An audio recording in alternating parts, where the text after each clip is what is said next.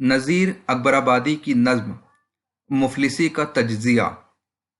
نذیر اکبرآبادی اردو نظم کے ایک ایسے شاعر ہیں جنہوں نے فطری موضوعات کے علاوہ سماجی، معاشی اور معاشرتی موضوعات پر بھی نظمیں قلم بند کی ہے۔ ایسی ہی نظموں میں نذیر کی نظم مفلسی کا شمار ہوتا ہے۔ یہ نظم نذیر کے مزاج کے عین مطابق ہے۔ اس نظم کو انہوں نے 5 مصرعوں کے بند یعنی مخمس میں تحریر کیا ہے۔ یہ ایک طویل نظم ہے۔ کثیر بند پر مشتمل نظم مفلسی بنیادی طور پر وضاحتی انداز کی نظم ہے۔ اس نظم میں نذیر نے اپنے مشاہدے کی گہرائی، تشبیہ اور تلمیح کے استعمال اور محاوروں کی گرمی سے ایسا ماحول تیار کر دیا ہے کہ یہ نظم مفلسی کے مختلف پہلوؤں پر روشنی ڈالتی ہے۔ نظم کے پہلے بند میں نذیر اکبرآبادی نے بتایا ہے کہ جب آدمی پر مفلسی کا حملہ ہوتا ہے تو وہ مختلف طریقوں سے انسان کو پریشان کرتی ہے۔ کبھی وہ رات بھر بھوکا سلاتی ہے اور کبھی پیاسا رہنے پر مجبور کر دیتی ہے۔ جس پر بھی مفلسی آتی ہے اسے ہر قسم کے دکھ اٹھانے پڑتے ہیں۔ حکیم جو بیماریوں کا علاج کرتا ہے اور جس کی عزت بڑے بڑے نواب اور پٹھان بھی کرتے ہیں، لیکن وہ بھی غریب ہو جائے تو اس کو کوئی پوچھنے والا نہیں ہوتا۔ حد یہ ہے کہ لقمان سے بڑا طبیب اور عیسیٰ جیسا مسیحا بھی موجود ہو، لیکن وہ غریب ہو تو اس کی تمام تر حکمت غریبی میں ڈوب جاتی ہے۔ نذیر نے نظم کے تیسرے بند میں بتایا ہے کہ اہل علم و فضل بھی ہو اور ان کو مفلسی گھیرے تو وہ غریبی کی وجہ سے کلمہ تک بھول جانے کے مرتکب ہوئے ہیں۔ بھوکے سے کوئی الف کے بارے میں پوچھے تو وہ اسے با بتاتا ہے۔ غریب کے بچوں کو پڑھانے والا سدا مفلس ہی رہتا ہے، اور اگر کوئی غریب کے گھر مفلسی آتی ہے تو وہ عمر بھر جا نہیں سکتی۔ اگر مفلس کسی مجلس کے درمیان اپنا حال بیان کرتا ہے تو لوگ یہی تصور کرتے ہیں کہ اس نے روزگار حاصل کرنے کے لیے یہ جال پھیلایا ہے۔ غریب کے پاس لاکھوں علم و کمال ہو لیکن وہ مفلس ہو تو 1000 سنبھال لینے کے باوجود اس سے لغزش ہو ہی جاتی ہے۔ اس طرح مفلسی انسان کی تمام صلاحیتوں کو خاک میں ملا دیتی ہے۔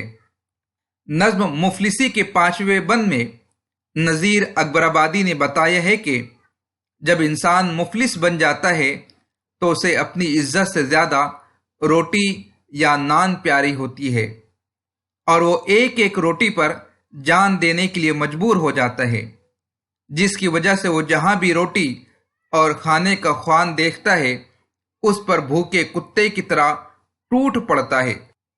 اس طرح مفلسی نہ صرف روٹی کے لیے جھگڑا کراتی ہے بلکہ حد درجہ ذلیل بھی کرواتی ہے۔ مفلسی کا نتیجہ یہ ہوتا ہے کہ حیا کی بنیاد پر جن کاموں سے انسان خود کو بچائے رکھتا ہے وہ سب کام کرنے پر وہ مجبور ہو جاتا ہے، اور اس میں حلال و حرام کی بھی تمیز باقی نہیں رہتی۔ غرض کے جسے شرم و حیا کہتے ہیں، مفلسی کی وجہ سے وہ انسان سے رخصت ہو جاتی ہے۔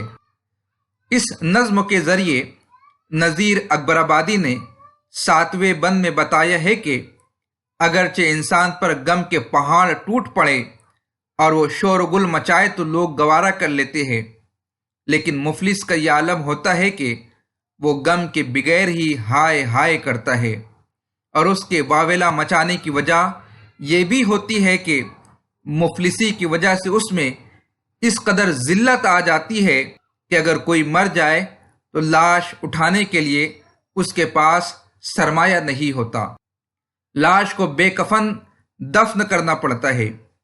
مفلسی کی وجہ سے نہ تو چولہے پر توا رکھا جا سکتا ہے اور نہ مٹکے میں پانی بھرا جا سکتا ہے۔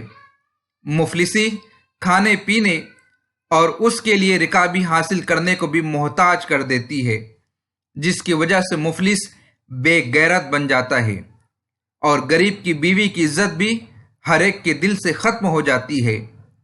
انسان کتنا ہی عظیم کیوں نہ ہو، اگر مفلسی اسے گھیر لے تو اس کے طفیل انسان کی قابلیت گھٹ جاتی ہے، اور اسے لوگ گدھے اور بیل کا درجہ دیتے ہیں، کیونکہ وہ افلاس کے مارے پھٹے کپڑوں اور بکھرے بالوں کے ساتھ جسم، منہ اور بدن کی پاکی پر توجہ نہیں دے سکتا۔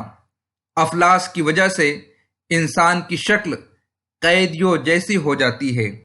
مفلسی کا اثر کیا ہوتا ہے، اس کا جائزہ لیتے ہوئے نذیر اکبر آبادی یہ بتاتے ہیں کہ جب کسی پر مفلسی آتی ہے تو اس کی وجہ سے دوستوں میں عزت گھٹ جاتی ہے اور چاہنے والوں کی محبت میں کمی آتی ہے، اپنے اور غیر میں فرق بڑھاتی ہے، اور اسی کے ساتھ شرم و حیا کے علاوہ عزت اور حرمت میں بھی مفلسی کی وجہ سے کمی آتی ہے۔